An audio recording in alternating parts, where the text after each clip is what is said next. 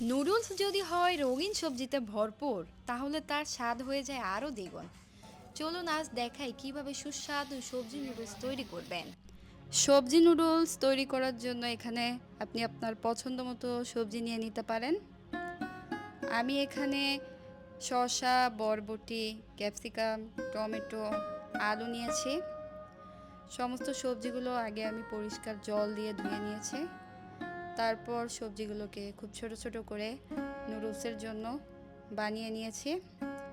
তো আপনারা চাইলে সবজিগুলো বানিয়ে নেওয়ার পরেও পরিষ্কার জল দিয়ে ধুয়ে নিতে পারেন। তো এখানে আলুগুলো ছোট ছোট করে আমি বানিয়ে নিয়েছি।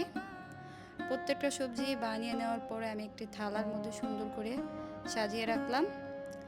এখন নুডলসে আমি কিছু আদা দিব, সেজন্য কিছু আদা গ্রেট করে নিচ্ছি। আপনি চাইলে আদার পেস্টও ব্যবহার করতে পারেন। এরপর চুলায় একটা প্যান বসিয়ে দিলাম। জল গরম হয়ে যাওয়ার পরে আমি নুডলস ঢেলে দিচ্ছি। নুডলসগুলো একটু নেড়ে ছেড়ে দিচ্ছি। নুডলসগুলো সিদ্ধ হয়ে যাওয়ার পরে আমি একটা স্টিমারে ঢেলে নিচ্ছি। তো নুডলসগুলো একটু ঠান্ডা জল দিয়ে ভালো করে ধুয়ে নিতে হবে। নুডলসগুলো ধুয়ে নেওয়ার পরে কড়াইতে পরিমাণ মতো তেল দিয়ে দিতে হবে। তার মধ্যে ফোড়নে দিয়ে দিচ্ছি জিরা। তো জিরাগুলো একটু ভেজে নেওয়ার পরে দিয়ে দিব আলু কুচি। যেহেতু আলুটা সিদ্ধ হতে একটু সময় লাগে তাই আলুটা আগে দিয়ে দিলাম। আলু একটু লাল লাল হয়ে গেলে দিয়ে দিলাম কুচি করে রাখা বরবটি।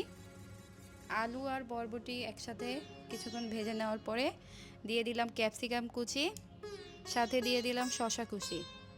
তো এইভাবে কিছুক্ষণ সবজিটা ভেজে নেওয়ার পর সেখানে দিয়ে দিলাম গ্রেট করে রাখা আদা এবং ছোট ছোট কুচি করে রাখা টমেটো। তারপর সেখানে দিয়ে দিলাম স্বাদ মতো লবণ, হলুদের গুঁড়ো, জিরার গুঁড়ো, কিছুটা ধনের গুঁড়ো দিয়ে খুব ভালো করে সবজিটাকে তেলের মধ্যে ভেজে নিতে হবে। সবজিটা একটু নরম ভাজা ভাজা হয়ে যাওয়ার পরে এখানে আমি নুডলসের জন্য এভারেস্টের সাম্বার মশলা ব্যবহার করছি। তো সবজিটা একটু নাড়াচাড়া করার পরে আমি দিয়ে দিলাম সিদ্ধ করে রাখা নুডলস। নুডলস দিয়ে খুব অল্প আছে সুন্দর করে সবজির সাথে নুডলসটা মিশিয়ে নিতে হবে। তৈরি হয়ে গেল সুস্বাদু সবজি নুডলস। দেখুন দেখতে কতটা অপূর্ব লাগছে। বাড়িতে অবশ্যই একবার ট্রাই করে দেখবেন।